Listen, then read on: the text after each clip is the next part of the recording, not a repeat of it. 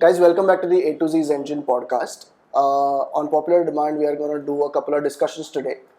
These discussions kind of stem out of the fact that a lot of people walk into the garage every day and ask questions about what bike should they buy and why. So what we're going to do is, Yeah, so I get a lot of people. The most frequently asked question that we get is, what motorcycle would be the right one for me and my use case and so on. Right now, I cannot make a podcast answering every single one of your own need because I'm not an astrologer. But we can discuss in general which motorcycles in which categories are good and for what use case they are usually good at. So we'll go down multiple categories and figure out what motorcycles are good. and of everything that we would like to discuss and go on and on and on about, Yeah. we have shortlisted performance, ownership cost, ownership experience, features, and flaws of the top two or three motorcycles from each of the categories. And the categories are But before we go into that, I would like to say these are our preferences, right? And we definitely differ in our preferences. But disclaimer time. Yeah, these are like purely our preferences. We are no one to say, this is the best motorcycle. We'll discuss the pros and cons, and you can decide whether they fit for you or not. It's an opinion, not a judgment. Huh. Yeah. Okay. Yeah, but I'll judge his choices for sure. Yeah. Go for it. So we are discussing it over four categories: being naked, sport touring, super sport, and adventure motorcycles. I think that should cover the wide mass of public who usually ride motorcycles in our country. Yeah, Go if you feel that we are missing out on some motorcycle which is really good, then please mention us in the comments. But we are only talking about motorcycles which are or were officially sold in our country. And had some level of significant impact. Definitely. Okay. Definitely. Okay. So first category is my favorite category, naked motorcycles. I'll let you go first, Yeah. Zain. No, I'll let you start since it's your favorite category. Yeah. So, and I don't think anybody is going to contest what I'm going to say. I think that Duke 390 made a very big impact Yeah. on the whole motorcycling scene in India, not only naked motorcycles, I think all motorcycles, right? Like I said, the categories are performance. We really don't need to discuss it, right? When we were riding Charismas and Pulsars, the Duke 390 was like a fresh breath of air, right? And performance was great. I think the performance was great because the ownership cost and ownership experience was good. I know of the fact that a lot of people mentioned, the early buyers mentioned that they had some flaws with the bikes overheating and something going wrong. But I think KTM did a good job of fixing all those flaws. And because I'm supposed to mention flaws, I'll mention flaws. Again, I don't think some bikes were reliable, some bikes spilled coolant, and then we had people saying that this doesn't work and that doesn't work. But I think overall the Duke 390 was a great motorcycle. Great sales pitch right there from a owner who owns two Dukes in the country. Okay, so definitely no bias there whatsoever. Okay, but that is a motorcycle that I have not chosen in my list, and it's not because I don't like the motorcycle. I have always wanted to own a 390. I just never came around to do that. But I have a reason why I have not added it to my list is because I don't think the Duke 390 is for everybody. The first Gen 390 was a beautiful motorcycle. Absolutely love it to bits. But like he said, a lot of owners complained about reliability issues. They could not keep up with the maintenance of the motorcycle. The cost of ownership is relative. So to most people who are upgrading from Indian motorcycles onto the KTM found it expensive. So they could not keep up with the maintenance, right? Now the problem is that because it was not suited for everybody, but there is definitely a big market for that. KTM then suited the motorcycle to the market, and then the second gen was a lot more calmer. Yes, The third gen was a lot more calmer with a lot more gimmicks, right? And I feel the modern 390s have moved away from the raw. raw, the soul of the original Yeah. 390 of what it was, right? So because of that, I don't think I am going to add it to my list because I don't think a lot of people are the right owners for that bike. Those rare times when Zen is right, So I'll give it to him. Those rare times I am right when I am not agreeing with him. So let's move on to the next motorcycle, okay? Yeah. And it's me again. And let Zen say whatever the hell you want to say about this motorcycle, but for me it's the Hypermotard, the Ducati Hypermotard. Okay. Right? I can go on and on the motorcycle, right? But I'll cover these 5 topics, right?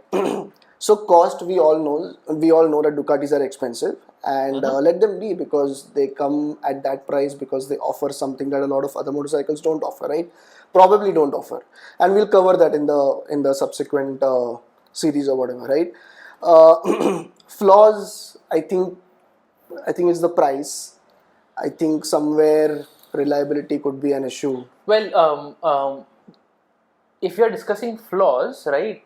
All you have to do to discuss flaws is tell me why there are 790 standing there and not a hypermotor. There's a flaw in my pocket, Zen.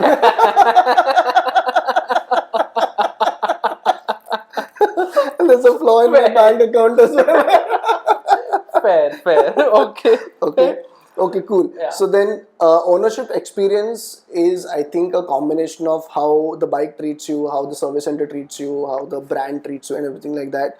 But I think because the experience of riding the motorcycle itself is so great, I don't think the small things of being treated well or getting timely service from the service center is that important. It is, make no mistake, it is. But well, you have a hypermotor under your me, so who's complaining, right? But I'll tell you what, right? Out of all of the manufacturers that I've seen and all of the official service centers, the Ducati Bombay service centers has had the least amount of complaints or people being unhappy about them. That is, I've never heard or very rarely heard a Ducati client complaining about the service center. So Yeah, in you're terms right. of that, the ownership experience is not going to be that bad. Correct. But the cost of ownership, on the other hand, is astronomical. I know a friend of mine bought a sticker pack for 7,000 rupees. I think it was only for his front fender or something, if I'm not Yeah. wrong. That's exorbitant. Exorbitant, Yeah. right? Okay. Yeah. Let's move on to the next motorcycle, and I'll hand it over to Zen. So I start with the Triumph Street Triple RS. I don't think there can be a lot of people who will say, that it's Something's not a wrong with it, good yeah. motorcycle. It's a great all-rounder. You can do weekend rides on it. You can do city, your normal runs for whatever you want to do. You can definitely do racetrack on it. Yes. People have also toured on it. I know my clients who've toured on the Street Triple RS. I know a friend who's done a K2K on it, Kashmir to Kanyakumari on it. Wow. No complaints at Yeah. all. And he had this to mention, and he said, when I bought the bike and when I thought I'm going to do this, I thought it'll be a delicate motorcycle and then something's going to go wrong. But he said absolutely nothing went wrong. So, yeah. So, thumbs up. brilliant motorcycle in that regard. This is a massive upgrade over the 675 Yeah. Street Triple. Yeah. And it's a very different motorcycle from the 675 range.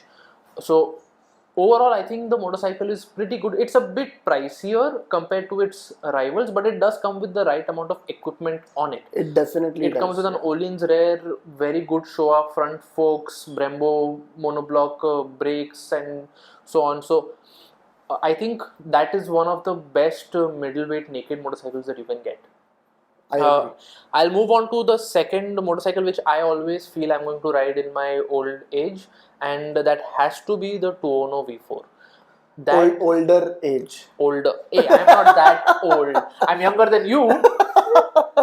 Yeah, So, the 210. The 210 V4. So primarily that engine, the character that the engine has is just sublime. You can ride it sedately, it will ride sedately.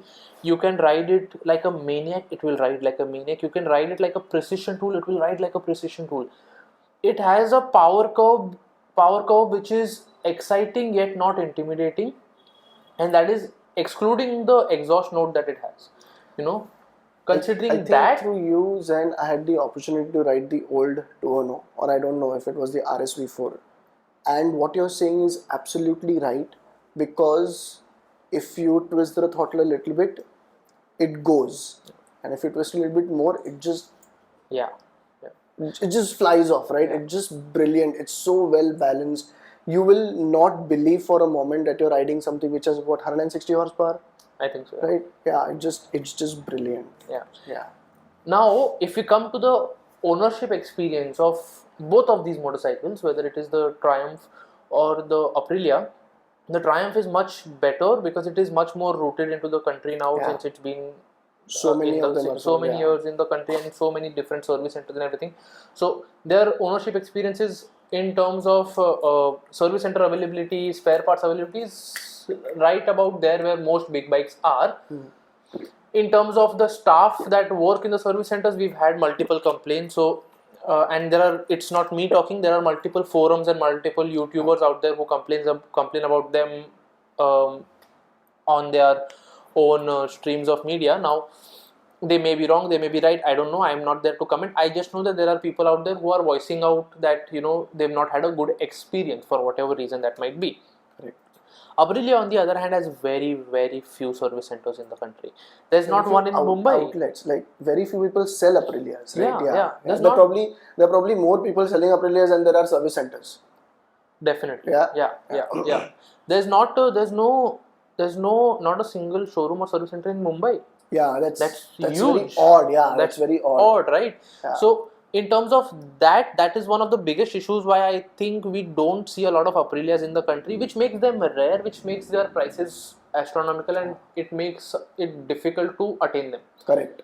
Right, so those would be a few issues with the Aprilia, but if you can get your hands on one of them, I think it's an experience like no other.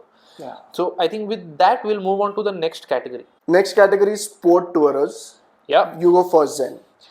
So this is a motorcycle which has grown on me over time. The first time I rode the motorcycle, I always thought, it's a bit too front heavy and it's a bit, it does not handle very well. It's got a very, very linear power delivery and so on. But over the years, since I have been riding this motorcycle time and time again, I have come to realize that this is exactly perfect for a calm, sedate ride, which is what most of touring is, right? The motorcycle I'm talking about is the Kawasaki Ninja 1000. This has sold very well in the country because I think it ticks pretty much all the boxes. You want a big eye-catchy fairing, it's got it. You want big bike looks, it's got it. You want an inline four sound, it's got it. You want a stable motorcycle, it has that. You want decent amount of power, which is not at all scary, you have that. You want to have a sporty yet comfortable position, it has that. Right, so I don't think anywhere they've gone wrong with that motorcycle. In the early days, I was a very sporty person. I would prefer motorcycle that would really excite me, and it would like scare me, and it would like just go at the twist of the throttle and all of that. And it does not do that, yes, but then you're not looking at doing that all the time. Yeah, you're not one, and two, you're not looking at that from a sport touring point of view. Correct. Or a touring point of view. Correct. Right. Correct. So that would be why I would say the Ninja 1000 would be my first pick in terms of sport tours. Yeah. And I recently was riding a Ninja 1000 in Mumbai, and I was just going from point A to point B, and I realized I was in the 6th gear doing 50 kilometers per hour. Right. And when the road opened up, all I had to do was twist the throttle. It didn't even occur to me as second nature that I'll have to shift down and stuff, right? It's just beautiful, seamless, smooth, creamy, stable. I don't know what other superlatives to use for it. Just a beautiful, well-balanced bike. You cannot say those superlatives when it comes to the service experience of it. That price that you mentioned about the Ducati sticker pack applies exactly the same to Kawasaki. To Kawasaki's, I've heard that. Yes. One indicator is an astronomical 6,000-7,000 rupees, something like that. Shouldn't be that. Yeah. I mean, 6,000 rupees for a brake lever, it is astronomical in terms of the prices that they have for spare parts. So that if you're looking at getting a Ninja 1000 or something, you have to be aware of that or be ready for it.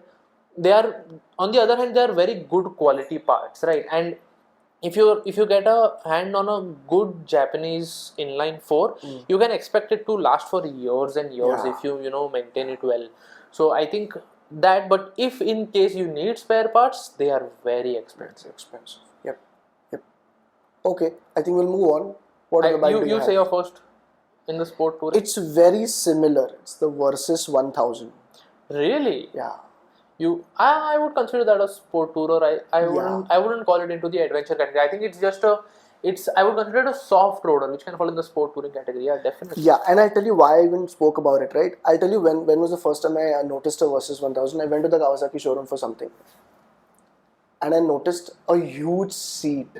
I'm like, why is this seat so big? Yeah. And then I got to know it's on the Versus 1000. It is a very, very big motorcycle. Yeah, you have it to is. be in front of it to notice how big it is, right? Yeah. And then I got to ride one, and it's just amazing. Like, I could just be planted on that seat for the next 12 hours and not notice that I'm riding. It's that good, okay? I don't want to spend too much time talking about the Versus 1000. We all know it's a great motorcycle. I'm going to quickly go to the next two motorcycles on my list, the Buza and the ZX14R. Oh, like the top And- of the line two sport tourers that were ever made. Yes, but and I'll tell you what, a lot of people think these are super bikes, okay? Yeah. Now, this is not my opinion, it is a rule, it is the truth, it is the genesis of the yeah. universe. Yeah. These are sport tourers, they are not super They're bikes, not, right? yeah. Okay, and everybody knows about the Buza. Probably everybody also knows about the ZX14R, and you should actually tour on them to understand why they're called sport tourers, right? A lot of people may not have noticed this, but there are bolts that hold the rear fairing on a Buza together, and those bolts are kind of long enough for you to use them as hooks for your bungee cords. Yeah. So the Buza is actually a sports tourer. It's brilliant. It has all the qualities that we mentioned about the Ninja 1000, and this is not a comparison, but it does, and it's just beautiful. So is the ZX14R. It's just brilliant. Yeah, but we don't have the roads for it. Yeah, we don't. I agree. We don't have the infra for a lot of things. Then I mean that shouldn't stop us from just going ahead and enjoying these bikes wherever wherever. That's we can. fair. I think the Busa has been very successful in the country, but then the same problem as just like Aprilia comes up, the ownership experience of a Busa is not that great. I mean, the service network is pathetic. You have salespeople pretty much in every country. I'm not denying that, but the people who are working on these motorcycles, like I have a 1400cc motorcycle which can do 350 380 kilometers an hour, right? And I have got a mechanic who has no clue how to work on these motorcycles in the official service center. It cannot be that, right? So that's one of the biggest problems. Kawasaki is much better in that way. So if the 14R was on sale, which it is not, but if that was on sale, I would pick that purely because of the ownership, the service center experience. Well, Correct. thankfully there's us who can service the motorcycle, but if you're not in Bombay, what are you going to do, right? If you're in some city where there is no access to quality mechanics, your only solace is to go to the official service center and hope that they know what they are doing, which unfortunately Suzuki India does not know, right? So that would be a big flaw with the Busa, I would say. But apart from that, the motorcycle is pretty good for its pretty good for its job. Yeah. And it's bomb proof. The Buza is a bomb proof motorcycle. It is. But that does not mean that it's never going to give you an expense, right? Yeah. It's bomb proof in the sense that it may not break down on you suddenly out of nowhere. Yeah. But that does not mean you will not have to spend on maintaining the motorcycle. The parts cost is still high. Yeah, I think all of these bikes that we have listed here, right? When it's time to spend, you better spend. Yeah. Right? And it's not cheap to own or maintain any one of these bikes. Absolutely, right? Absolutely. So the second motorcycle which has done extremely well in the country, which is purely why I feel that it should be mentioned, because if a motorcycle has done extremely well in the market, then there has to be merits behind it. Yeah. Right? Yeah, definitely. Yeah. So the motorcycle is the CBR 650F. Yeah, I agree. It's done extremely well. Yes. And there are flaws in the motorcycle. Okay, the front suspension does not hold up to the weight of the motorcycle. We've had incidents where the front springs have lost their stiffness. the front steering head bearings constantly keep giving issues because the forks are not stiff enough to hold the weight of the motorcycle, especially on our roads. It's not for its weight, it's not a very powerful motorcycle. Yeah. And especially considering the fact that international models, exactly the same models, produce more power. Yeah. So those are a few issues, but what counteracts those issues is the Honda customer experience. Yeah. You know, that is one brand which is like opposite of each and every brand. And the price then That of is parts. unbelievable. I don't know how they can afford to make parts that cheap. Unbelievable. Really. Like they are probably, when you're buying the motorcycle, they are taking money from you at that point, a lot of spare For parts, 2 motorcycles, right? and then giving you spare parts at dirt cheap prices, Yeah, right? really. So yeah, so that really stands out, right? Since we've started the list, we've always said that, you know, the motorcycle is great, the experience is bad. Yeah. Right? This is out of the bunch. You know, the Yeah. motorcycle has its flaws. It's good. It has its flaws, but the service experience, the ownership experience is phenomenal. You know, it's so ironic, Zen. Both of us are sitting here and talking about flaws of a motorcycle who was designed by an engineer in Japan who probably gets paid like $2 million a year or something. Right? But yeah, see, detuning engines for India is not new, right? Yeah. Roads, rider experience, maturity of the country, fuel quality. Zero. Absolutely, right? Fuel quality. So, fine, I understand Honda probably decided that detuning the engine was a good step, and maybe it is, right? Yeah. But these few things, right? Like, if you took the decision to customize the power of that motorcycle to suit our country, why didn't you apply that same set of rules to the suspension and the head bearing as well, knowing that the roads are not as good as the ones that you find abroad, right? So yeah, maybe that is feedback for Honda, those same guys sitting Yeah. in Japan, right? Yeah. Okay, so good one on the CBR. It's a great bike. We'll move on to the next category, which is Zain's favorite category. Absolutely. So I'll just keep shut and I'll just let him speak whatever he has to say. Right? Go ahead, Zain. So obviously, I mean, we started off the first category with your preferred Oh, motorcycle. okay. We're going to start. Thank you. We're going to start. We're going to start with the super sport category, which is my preferred motorcycle, and it has to be the Daytona 675R. I've owned this motorcycle for 4 years now. I've never even thought of selling the motorcycle. For me, it ticks all the boxes right. It has its flaws. The powertrain itself is not a bulletproof powertrain. It requires some maintenance. It's a leaky powertrain. I've had issues where the gaskets and seals tend to leak, and I have to repeatedly call for them and get them, replace them from time to time. So that's one. It's a motorcycle which is not being produced anymore, unfortunately. So after a certain amount of time, spare parts availability is going to be even more of an issue than it is right now.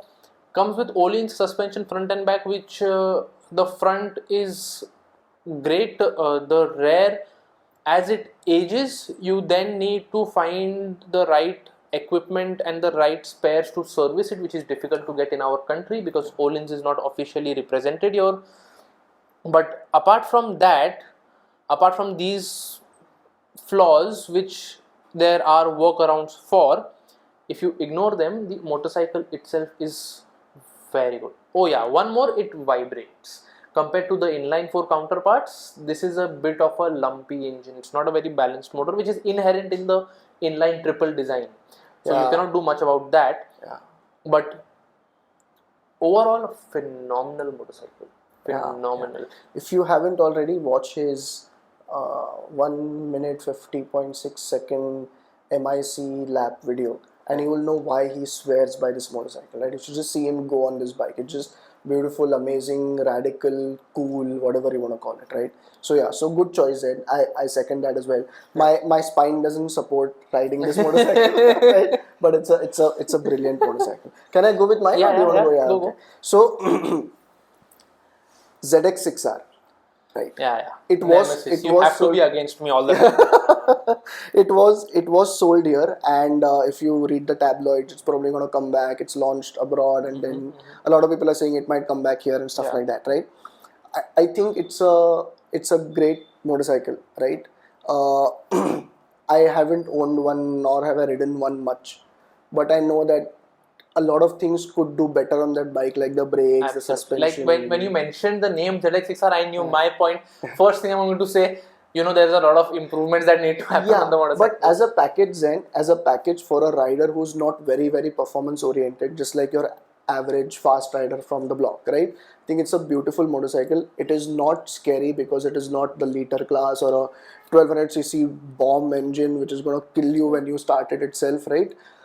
It's beautiful. It's well balanced. I was riding with a guy on the track who had a bit of a souped up ZX6R, the older version, and before believe me, okay, before I passed him, I saw him riding. Believe me, okay, and he looked so smooth doing whatever he was doing. Yeah, Okay, it just I think a lot of it came from the fact that it's a very, very easy to ride and well balanced motorcycle. It's exactly the anti of the Daytona, where it ticks all of the boxes where this bike has its flaws, right? Yeah. It's a bulletproof engine. It's Yes. never going to give you any sort of leaks, tweaks, or anything like that. No vibrations in the engine. Nice, linear, good power. If you add some modifications to it, it can produce a phenomenal top end as well, which is great for the racetrack. And you rightly said some of the equipment on the motorcycle needs upgrade. So the brakes and the suspension can be upgraded, and those things can really be worked on. But once you do, it's a phenomenal package. It's a very good package. Yeah, it is. Yeah. I'll move on to the next motorcycle, and I'm torn between two motorcycles which I don't like. One of them's my heart really speaks to one of them, and the other one my mind just says that's the motorcycle which is right now performing really well. And those two are the Aprilia RSV4 and the S1000RR. Those This two. conversation can go on for 6 hours and not get over. Like It's been going on for like years in my mind. I'll tell you, right? But those motorcycles are just, they keep playing with my mind as to which is a bit better. I prefer the RSV4 in terms of pure performance, handling, how it feels to ride. But the S1000RR's updates that they bring out every year they are making the motorcycle one step better, and they're taking one step ahead of the Aprilia. It's not like Aprilia is not improving the motorcycle, but the S1000 is taking it one step ahead. So, and this was really confirmed to me when I watched the Isle of Man this year. If you look at the super stock category this year, in the super stock category, the BMW was way faster than any of the other motorcycles. Yeah. Michael Dunlop was in amazing form, who was riding the Fireblade. Okay. Right? In the Superbike, he won the first Superbike race. But then in the super stock, Hickman on the BMW was like way faster than him. Which has to be the bike is being faster than him. Correct. Right? No RSV4s were there in that race. That's a different point. But the S1000 has made like a huge improvement in terms of pure performance. So those two motorcycles are just something that we have already discussed what the Aprilia's flaws are. Right? As a brand, we already know what their bigger flaws are. I think the older Aprilias had a bunch of reliability problems, which they have sorted out of late. The BMW on the other hand has a bunch of money problems. Their maintenance cost, spare parts cost is unbelievable. When you say unbelievable, It's unjustified. For example, I go to a Ducati service center, I go to a Triumph service center, I go to a Kawasaki service center, and I pay an X amount. Most of the times, the work that they do, the money is justified for that work. Okay. At BMW, that's not the case. That's the problem. When I go and I spend an X amount of money, it just feels like it's unjustified. This amount of money is unjustified. Okay. And Jen, there can be 1,000 ways to justify it, and there can be 1,000 ways to not justify it. But I want to bring out a couple of things about both these motorcycles, right? Not a couple of things, maybe two primary things. See, the RSV4 was probably blueprinted 10 years ago. More. Definitely more. Right. And well, it was ahead of its time when it was designed, right? and while they have added electronics and all that stuff, they haven't changed the core of the motorcycle. The chassis has remained pretty much identical. Unchanged, right? Pretty much, yeah. See, it may not need any tweaks, but you don't know unless you try to find out, which is where the BMW scores, in my opinion, right? I think as a product, the BMW is very well looked after by its product manager, trying to improve it every passing day. And I'm going to bring up something that you told me once, Zen, very excitedly. For all of the motorcycles that I've seen, you have PDF manuals available. But the S1000RR is an active file, right? It's some file that you have to click on, and it starts telling you what to do. It's a software. It's a software. The maintenance manual is a software. It's not a manual, and I think that's the future, Zen, right? That's what it is about the BMW.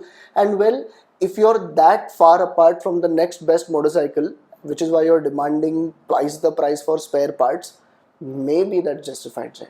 Maybe. Could be. I'm going to move on to my next.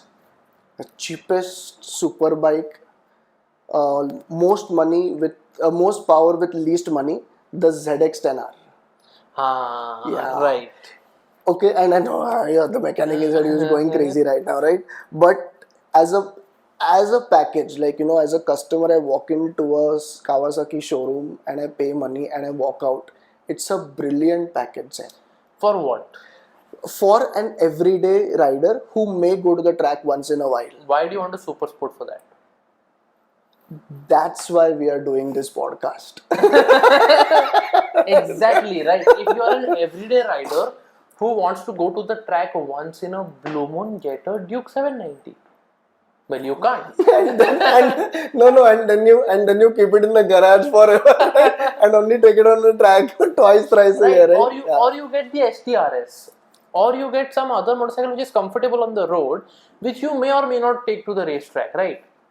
The thing is, majority of the people who are buying the ZX-10R off the showroom floor don't intend to take it to the racetrack ever. Zen, if everything sold by logic, right, the world would be a very different place. Yes, but then we have to advocate for logic. Someone has to. If you want to buy the ZX-10R, go ahead and buy that ZX-10R. No problem. Yes, go ahead, buy it. I am not saying don't buy it, but people who buy the ZX-10R to ride on the racetrack know it very clearly that I will have to take this motorcycle and spend a bunch on it to make it decent on the racetrack, and we have examples of that. To make it competitive on the racetrack, not decent. It's already decent for the racetracks, and the way I look at it, no?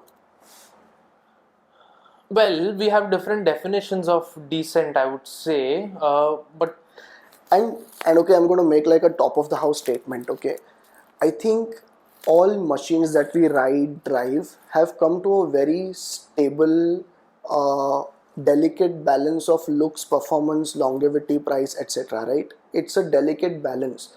You upset one thing, you have to upset all those things for it to go back to that same balance, okay? For example, if you put better tires on your motorcycle is going to grip better, which means you will ride faster, okay? Which means you're wearing out your engine faster, which means you'll need better suspension, which means you'll brake faster, which means you'll need better brakes, which means you'll need better brake pads, you'll need better brake fluid, you'll need harder suspension. Yes, right? They get it. Right? Yeah. So that way, Zen, you can get a Panigale V4R and put upgrades on it, right? You can, yes. But the starting point of that is the ZX-10R, is what I'm trying to say. Fair. Yeah, that's I would say fair, okay. Yeah, I am not the going second time this year Zen has agreed with me. Wow. What was the first? That just happened 10-15 minutes. Fair. Okay, you next, and then I have like a cool bike to talk about. Really? Yeah. I think I'm pretty much done with the sport category. We don't see a lot of super sport options. Yeah, because you're blind to the Panigale V4R. I did not mention it. I caught you there. I did not mention it. The Panigale V4R. I could never chase it. I don't think I ever will unless I have a spaceship or something. It's passed me on the track a couple of times, right? But the V4R or S? No, the V4R is that astronomically priced 75 lakh rupees motorcycle. Okay, rewind. Okay, V4S. I think the V4S is twice that of a ZX-10R in terms of money. Yeah, it is. Yes, It is. but is it twice that of the ZX-10R in terms of the bike that it is? Then why the hell were you abusing the ZX-10R 5 minutes ago? I wasn't abusing the ZX-10R 5 minutes ago. It Yeah, has I its get own flaws, I get it. but the cost of the Panigale V4S is a bit high, I would Yeah. say. And no doubt it's a phenomenal motorcycle. Yeah. And again, our price is obviously subjective to many people, but if you consider the market as a whole, the V4S is at the top of the spectrum by a mile. I agree. Right, it's by a mile. So I think that's one of the reasons why a lot of people are not owning it. But also on the other hand, I've had people who've owned the motorcycle and then sold it, saying it's too violent. Yes, I know one conversation like that. It's too violent. Yeah. So it's, and I don't think that was an average rider. I think it was no, none of these are average. These are all people who we ride with at the racetrack. Yeah, Right. And So they none have of them years are and years of average. experience. They They have are very skilled. decades of experience. Yeah, and if right? that person is saying that it's too violent, it is very violent. And you know what motorcycle they got after selling that? The Daytona. No, the S1000RR. Are you kidding me? Yeah. This I didn't know. Yeah. That says a lot about the S1000RR. Definitely it does. Definitely it does. So the Panigale V4 being, definitely a top of the line motorcycle. If you look at World Superbike, you look at MotoGP, Ducati is absolutely annihilating They're just everyone. screaming everyone, Absolutely everyone. Like top 3, 4, it's all Ducatis. So no doubt they are making machines which are so much superior. In terms of performance to every other, but it is definitely not appealing to the masses. Yeah. Which is not a bad thing. They are the ones who are, like really pushing the envelope of innovation, which is great because that will sooner or later trickle down to everyone else, right? But now that I say it, my mind is now thinking, well, maybe I should consider the Panigale as well, because in my mind, at the core, I am a violent sort of a rider, So, yeah, maybe I should rethink my choices on that. While you rethink your choices on that, I'll move on to the next genre. Yeah. And this is very relatable, right? Everything that we're going to talk next is very, very relatable. My first bike, I'm going to jump into it, is the KTM Adventure 390. Oh, adventure category. Adventurous. Very much. See, you can't even think of why you chose the motorcycle. Seriously? No, I know why I thought of the motorcycle. I just don't know where to start from. And come to think of it, before bikes like the 390 Adventure got launched, adventure riding was not known to many people because of the costs involved. What bikes did we have before that? We didn't have an affordable-ish adventure motorcycle, right? You had to shell out upwards of 12, 15, 20 lakh rupees to buy like a Tiger or a GS or whatever, which we're going to talk about later on.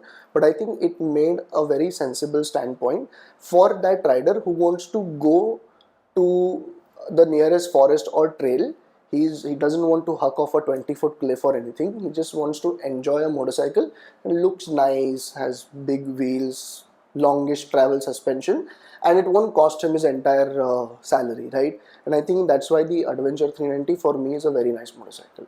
It makes sense. But I have a counter to that very point, right? When you are saying that the Adventure 390 opened the adventure category to the masses, I would counter that by saying that the Himalayan was the first to do that. Then the Xpulse, and then the Adventure came out. So Adventure was already late to the party is what I'll say. Because that was a much earlier motorcycle before the Adventure 390 came out, and it was already set in the market. Like by the time the Adventure 390 came out, we were on the third generation of the Himalayan. Not much changes, but still it was the third generation of the Himalayan. So I would say the Himalayan and the Impulse and the Xpulse really brought it to the masses, and the Adventure has taken it a step forward. I would say that the Adventure has taken on the reins of the Himalayan till the new Himalayan comes out. Yeah, and they say it's going to be a very promising product, so we'll see. And Zen, I recently had the opportunity to ride the newer version of the 390 Adventure, right, which has spoked wheels and adjustable suspension. And I think with the adventure platform, adventure 390 platform, KTM is walking in the right direction. Yeah. Right. See, those spoked wheels and that adjustable suspension didn't convert that 390 adventure into Paris Dakar winning bike, right? But it was definitely a step forward. I enjoyed the bike.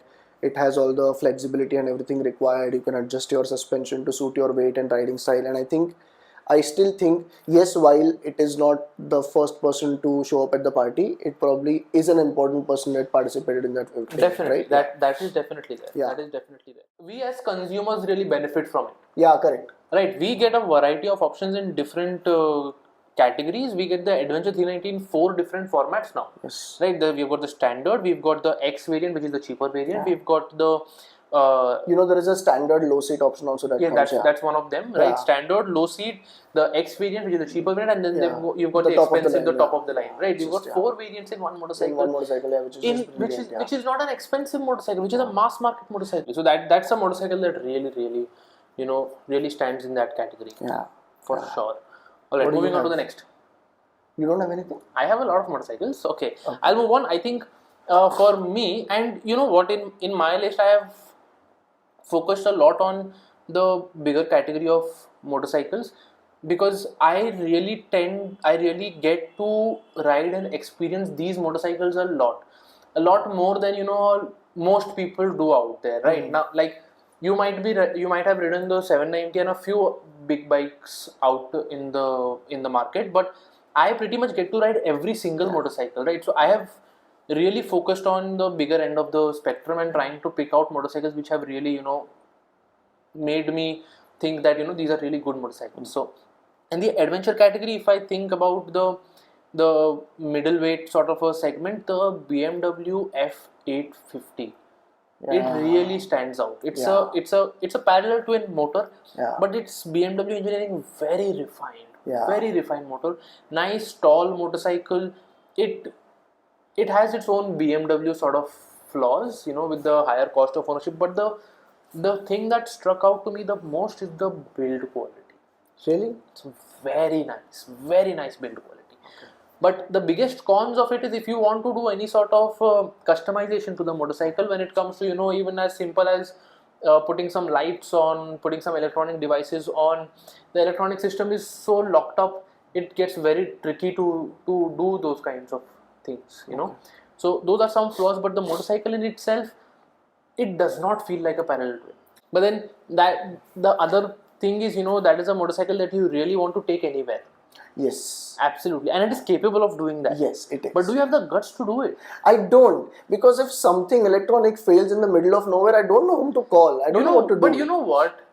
I have enough trust in BMW to know that is a 1 in a 10,000, 1 in 20,000 sort of a scenario. Okay. Right. And I believe I have decent amount of luck to not be that 1%. Right. My other problem is if I take it anywhere, if I have a fall, the expense of getting it fixed, and then the motorcycle stands in the workshop for months at a time. That's one of the things with these expensive motorcycles. They are take it anywhere motorcycles, but the ball is then in your court whether you have the guts to take it. Correct. Whether you want to be in that situation where your bike is at the workshop, you've had a fall, you want to spend tons and tons of money, and I don't want to say this, right? And then you get your motorcycle back after a couple of months, and then somebody's in a shortage on something. Yeah. And then you're gonna have to go back and consult someone else. Yeah, that's motorcycling in India. What to do. Yeah. Can I go to my next one? Yes. Yeah. Yeah. The V-Storm 650. Interesting. I always wanted to buy this bike until I went to the showroom and test rode it. Why? And then I thought I won't buy this bike. Why? It was a bike for more than 10 lakh rupees. Mm-hmm. Which had a handlebar that looked like the one that came on the Splendor. Okay. Salopender. Yes. It was no faster than the Duke 390, not even as peppy. It had very low ground clearance for an adventure motorcycle. Yet it is on your list. Yeah, but it's still so appealing, man. So I've ridden the V-Storm 650 quite a bit, and I'll tell you that it's a very, very characterful motorcycle. Really? Very characterful motorcycle. You can tour on it happily. You have a lot of fun riding that motorcycle. No doubt about it. The two things that are going to pinch you is the handling and the brakes. The suspension, the ground clearance, like you mentioned, is Yeah. bad. The suspension is probably very age old design, and so are the brakes. So those are the two things that don't perform very well. The second thing that is going to pinch you is at the core, that motorcycle is a 20-year-old motorcycle, Yeah, that's another thing. at the core. So in terms of power, bhp per liter, bhp per volume, it's a very bad proposition. Yeah. In terms of efficiency, it's a bad proposition. Correct. In terms of vibration, it's a bad proposition. But if you ignore all of that and don't put it up to these sort of engineering expectations of the modern age, and you just judge it by the experience of it, it is very, very good. Like, I did not like the brakes because I'm a very aggressive braker and I tend to brake pretty hard, right? So They all know. so because of that is I felt that the brakes are falling short. But then the ground clearance is a problem, and suspension and those things are there. But I think the motorcycle is, in terms of character, it's very, very good. You mentioned, Zen, one of your lines that you mentioned right now is to ignore a couple of things of that motorcycle, right? You know how to ignore a couple of things of that motorcycle? By not buying it. Exactly. All right, I'll move on to my next pick from the ADV segment, and this is definitely a motorcycle that I am going to buy and own in my 60s.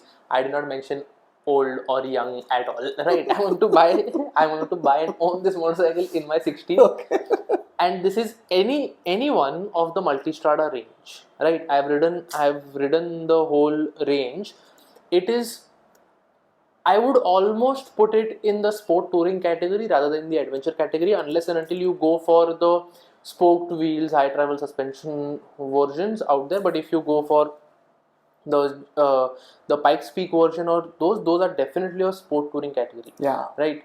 And to me, coming from this category, that motorcycle appeals to me the most, because for me it's a sports bike which is suited for our road conditions. Yeah. I agree with you. So a friend of mine has the 950 and a friend of mine still has the 1260S, right? And both of them are couches with character, right? Yeah. You never have a boring moment on the Multistrada despite it being a touring motorcycle, right? Never ever will you have a boring moment, right?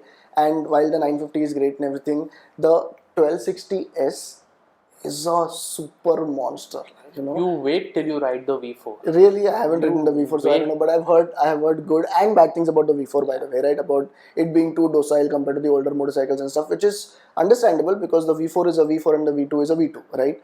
But yeah, the multis are some brilliant, very expensive to own and maintain motorcycles, right? Definitely. I wouldn't take them off road. Yes, but you see a lot of videos on YouTube there where people have taken them off-road, people are jumping those motorcycles, they're riding in the desert over very bad roads and everything like that. And those are isolated videos. And those people probably have deep pockets, or maybe the company is maintaining the motorcycle. But those people also have a lot of skill, one. Yes. But those are isolated videos. When you watch videos of the Multistradas being ridden alongside other motorcycles, for example, the GS1250, which is also my pick, right? For example, with the GS1250 or the Africa Twin, as a matter of fact, the multis really fall short in terms of the off-road capability. Yes, right? I agree. And for me, that's okay. I am someone who wants to ride majority on the road at full pace, at whatever pace I'm comfortable riding, and I'm okay with compromising comfort when it goes to off-road. Right? I don't want to travel at 50 kilometers per hour on a muddy patch of road. I want to travel at 10-15. I'm okay with that. Yeah. So I think for that scenario, but forget about everything, bro. I think they are the best looking adventure motorcycle, period. I agree. Like, you cannot disagree. It's impossible to disagree. Name one motorcycle which is as good looking as the multi in the adventure category. Tell me. The new multi. The new multi, right? There is like no motorcycle which comes close to matching its looks. I agree. At all. I agree. Alright, your next pick. Is everyone's next pick the Tiger 900, all version GT, BT, GT, Pre-T, whatever it is called, right? Pro, whatever it is, right? So I had the one, I don't know what model it was. It was the one that sells in Mumbai for 17,80,000 rupees. I remember that amount because you always remember things you can't afford, right? is very expensive, but I don't think it's that expensive. yeah, I mean, like I was just gonna say, for some people it's fair price for whatever the motorcycle has to Forget offer, about right? people, you compare it to its competitors, no? Yeah, yeah, How much is correct. the 850 for? It is about 16, GSA, 17 lakh rupees on right? road, yeah. How much is the multi 950 for? Yeah, it's more than that. Yeah, it is Right, more it's than about that, yeah. 1920 something like Yeah, that. correct. Right, so I think it's fairly priced. I Yeah, think, and for the equipment that you get with it, yeah, that's true. That's that true. display on that motorcycle is It's really big. It's big. it's big. It's But very forget about the display. I think it has Showa very, very long travel forks. very long It travel. has Yeah. those spoked wheels with something reverse order or something. I don't know how it counts. I just mainly you have got your tubeless Setup spoke. because of that. Yeah, Okay, yeah, okay, yeah. fair. And I obviously couldn't ride it off road, right? It was a test ride motorcycle, so I went, took a loop in traffic and not in traffic, and it was well behaved on the road at least. It felt adequate doing everything. It did heat up a little bit more than my 790, Okay. but that is wrong comparison, right? Yeah, yeah. And and I can only imagine how it probably But feels have off you the ridden road. the 800, The the older Tiger version, 800? yes, I have. And the 900 over the 800 is like two very different Yeah, yeah, motorcycles. yeah. Right. What I noticed was the 900, the engine character and how it delivers power is very well suited for the category that it is in. The 800 was not. The 900 is Yeah. very well suited, and I think it's a very balanced motor because it has the bottom end torque which is comparable to a parallel or a V-twin. It's not as good, but it's comparable. But on the plus side, you get the top end as well also on it, right? Yeah. Once you open the throttle, it wants to rev more. Yes. So I think the engine character is very good, and they've really put in some great equipment on the motorcycle, and it's Yeah. a decent looking motorcycle as well. It is. Yeah. It is. It You is. know, And that's all I have to say about the Tiger 900. I like it. To me, it's expensive. If it's not to you, go ahead and buy it. Like, I don't care, right? And pretty motorcycle. yeah, yeah. I think the last motorcycle that I'm going to talk about has to be the GS 1250. Especially the 1250 when it came out. So I had ridden the 1200 before, and then I rode the 1250, which had the shift cam technology on it, and the power delivery on that motorcycle is just too good. Like, there has to be some special electronic trickery going on in there because it has great bottom end, it has great mid range, and it has great top end. That boxer motor. How? Really, how? Right? It's just like very good. But a few other reasons why I like that motorcycle. Me being an engineer, I just adore the engineering that has gone into it. It is a boxer engine, which means it's a flat engine at the bottom, so the center of gravity is very low and very front Yeah. placed. Right, that is Just one. besides the front So, tire, right? The yeah, engine yeah. technically is besides the front tire, right? Exactly, Yeah, right. So I looked at the first time I saw the motorcycle, I was like, oh shit, this is going to be a bad handling motorcycle, right? Till I rode it. So when I rode it, you get on the motorcycle and it is very intimidating to look at, right? You get on it and you start moving, and everything just disappears. The weight disappears. Yeah. The only thing you feel is just hot air coming to your legs. Apart from that, it just Wow. yeah. I'm glad you're proud of it. Go ahead. It just disappears, and the ingenuity of it is the front telelever system that they have that makes the handling of the motorcycle so good. Not just on road but off road is where it really shines. You have to ride the 1250 off road to know what it can do. So those things are just something which is the 1250 needs to be praised for. Having said all of that, you have the same pitfalls that you do with all of the BMW motorcycles. We've known BMW to have some malpractices when it comes to warranty. Yeah. Yeah. Not just warranty, safety recalls. I think these are stories of the time when BMW motorcycles were far and few. Now that they are really selling good motorcycles, there's no reason for them to not provide the right amount of service that is being done. I don't know if you've watched this new Instagram reel that's doing the rounds of Instagram, right? Where this bloke is talking to another guy saying, hey, this is a very nice motorcycle, if BMW thought this was a good off-road motorcycle, it must be very cheap to own and maintain anywhere in the world, right? Because you're going off-road. So the guy who owns it says no. It is very expensive and you need very special tools that only BMW has to fix it. Okay. Then he says, okay, then all the accessories you need to put on this motorcycle, like lights and everything, must be coming with the motorcycle. No, you have to pay exorbitant amounts of prices to get them, right? Okay, then that means okay, then this is an off-road motorcycle to go anywhere in the world. That means it comes with GPS. No, it doesn't. You have to buy GPS for more money. And okay, so then this motorcycle must be cheap. No, it is for $30,000. Fair. I think that has covered a lot of bikes in this category. We'll catch you in the next episode. If you feel that we should have covered a few more motorcycles, or if you feel that there is a particular topic that you would like us to bicker over, really, then you can drop it down in the comments, and we'll definitely cover it in one of the next podcasts. And before everyone goes, disclaimer again. None of these are judgments, these are personal opinions. Yes. And according to most of you, our opinions are wrong. Yes. Yes. So they're wrong anyways. They're wrong anyways. That's about Okay, it. let's call it a day. Let me Thank call you it a so day. much. Thank See you. you. Bye. Bye.